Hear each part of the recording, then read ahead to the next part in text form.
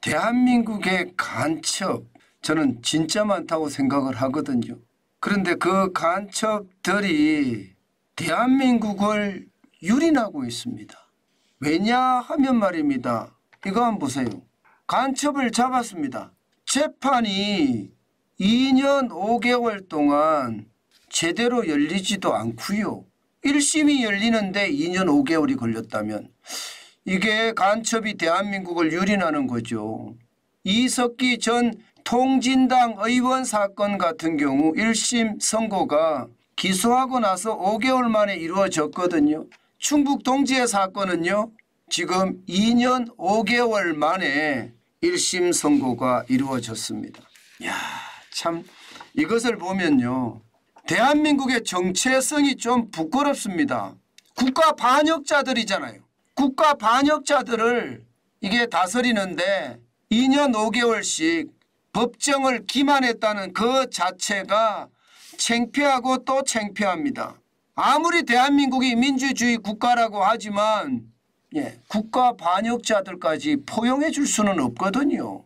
저는 이런 일이 계속해서 벌어진다는 것 진짜 대한민국의 정체성이 의심스럽습니다. 사실 충북 동지에는요. 북한 공작원과 접선을 해서 지령문도 받고요. 공작금 2만 달러도 받았습니다. 이거는 확인이 된 거예요.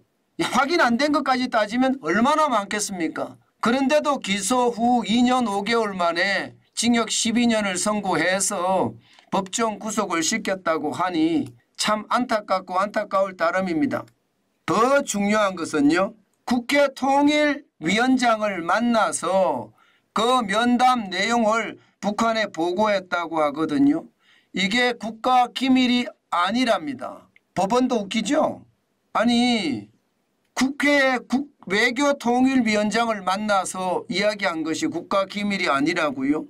저는 그럼 100번 양보해서요. 국회 외교통일위원장을 만난 것은 그러면 아니라고 쳐요. 어쨌든 그 면담 내용을 북한에 보고했잖아요. 그러면 보고한 행위 자체는 분명히 간첩행위거든요. 이게 행위가 간첩행위가 행위가 아니라는 건 저는 심각하다고 봅니다. 대한민국 법률이 잘못됐다고 생각을 해요. 그렇지 않고서야 어떻게 이런 일이 벌어질까요? 참 대한민국의 정체성, 요즘 대한민국이 이게 해방 전후의 혼란, 6.25 전쟁의 동족상잔의 비극, 우리는 생각하지 않나요?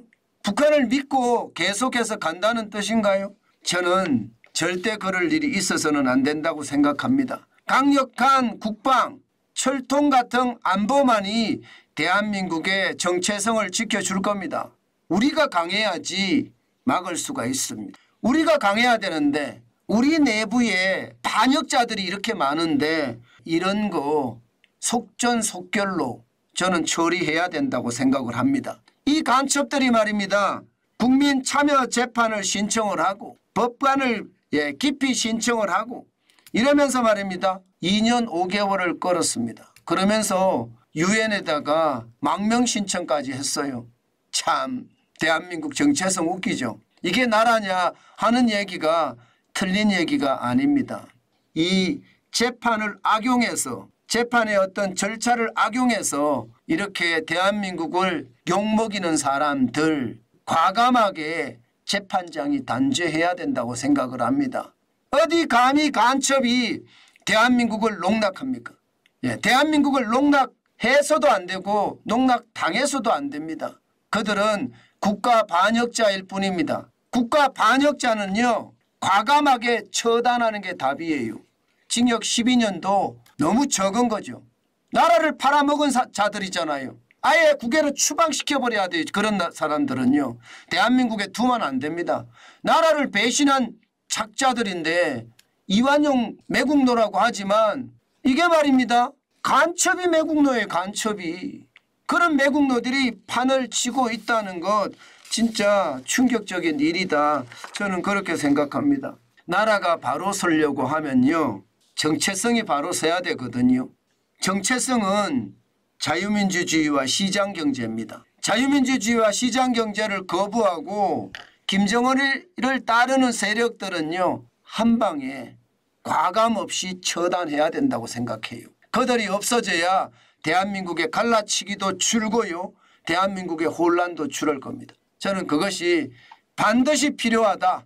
그만큼 간첩이라는 국가 반역자들이 감히 대한민국을 농락하지 못하게 우리 국민 스스로가 경계해야 합니다. 그래야지 이 간첩들이 대한민국을 우습게 보지 않습니다.